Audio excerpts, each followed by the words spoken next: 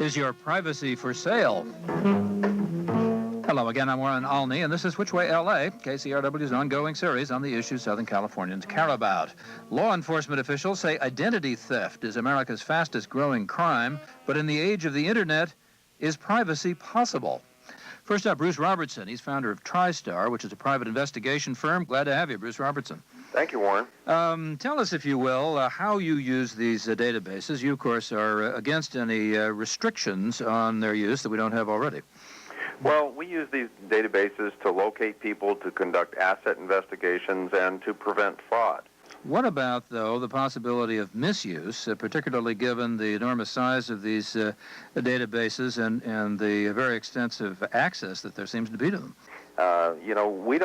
Private investigators don't think it's a good thing to have this type of data just going out without any checks to the public at large. So I think there may be a misconception that private investigators are in favor of widespread dissemination of Social Security numbers and things like this. On the other hand, private investigators could be working for people who are mad at you for some reason, don't necessarily have a legitimate reason for knowing all about you.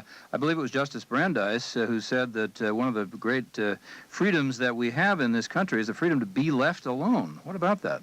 We do have the freedom to be left alone, and we also have the freedom to have our records be private, our credit reports, our medical records. But there's no absolute right to hide or to not be found. 100 years ago, Warren, if someone was in the community that was committing fraud or something like that, the community knew where they lived. They could go to them and confront them. Today, in our society, people live so far apart. You can conduct commerce by telephone or by postal drops. And there's a real need for the private sector to be able to identify where people are, people who are committing fraud, and find them and hold them responsible for it. So things have changed, and we do have a right to privacy, but you don't necessarily have a right to hide. Let me go back to Bruce Robertson of Tristar, a private investigation firm. Do these kinds of restrictions interfere with what you think are legitimate uses of information, or are these things you can live with?